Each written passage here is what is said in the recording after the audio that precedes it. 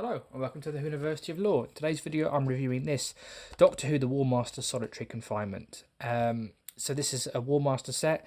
Sadly it's the first in a trilogy now, which is the final 3 releases to be directed by Scott Hancock. But I know the Ranger's in safe hands post that, but it will be a shame to say goodbye to the person who started this wonderful series off.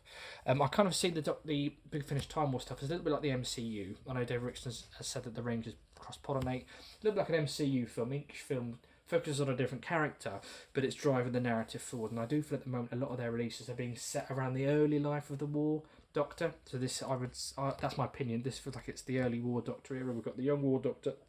The War Doctor Begins stuff being set in that time, and also the War Room stuff seems to be set at that time as well. So they do cross-pollinate. We've got Leela going from War Room into War Doctor Begins recently. So I do feel like it's telling a wider story and it's building the lore around it. Now, I always prefer it when Big Finish do big cinematic Time War epic stories with Daleks and battles and really kind of showing that scope of the war.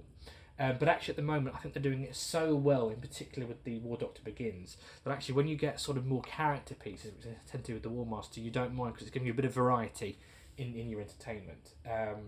But I have to say this is a nice one. I feel that this really did get the balance between epic Time War and also small character piece as well. So I thought it really got that balance.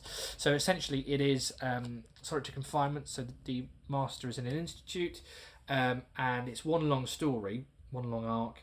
But there's 4 episodes within the story, and he's telling a different story in each episode.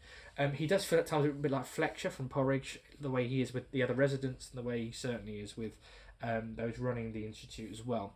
So, really enjoyed the story. There's 4 episodes, as I say, inside. We've got The Walls of Absence by James Goss, The Long Despair by Tim Foley, The Life and Loves of Mr. Alexander Bennett by Alfie Shaw, and The Kicker by Trevor Baxendale. Now, it's hard to pick a favourite. I loved the last one. Excellent performance by Silas Carson in there, came together really well. Some great Dalek Time War lore, some new lore introduced in the story. I won't spoil it for you.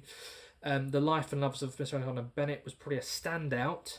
Not my favourite of the set, so it's hard to pick a favourite. It was a standout. It's I, at the moment I know what my favourite is right now, and that's a close second, Alexander Bennett. Basically, the War Master is a kind of Alexa style character who's he's just ruining someone's life, and it's just so real.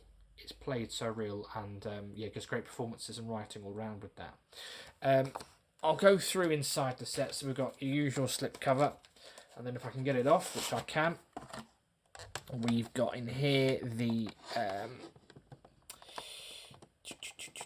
jewel case. If I can get it open, we've got disc 1, which is The Walls of Absence by James Goss. We've got advert for the first 4 sets there.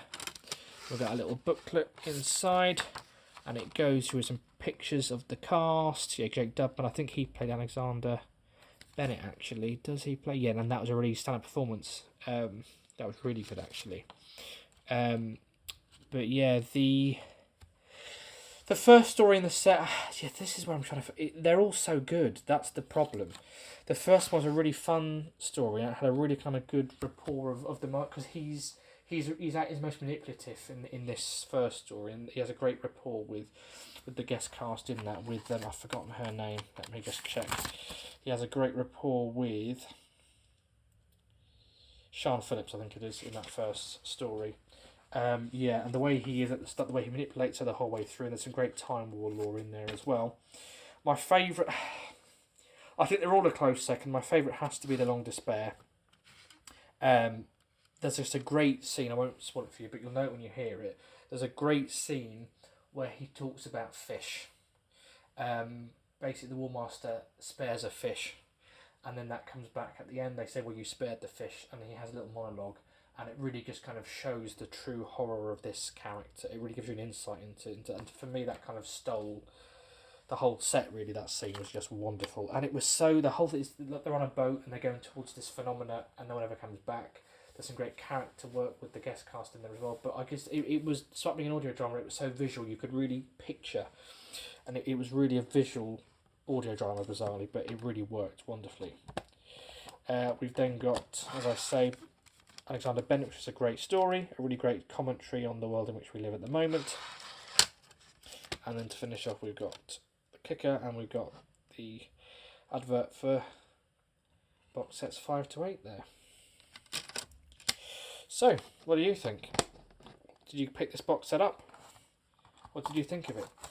What do you think of this range in general? Do let me know in the comments below. As always, don't forget to like and subscribe. I look forward to speaking to you soon.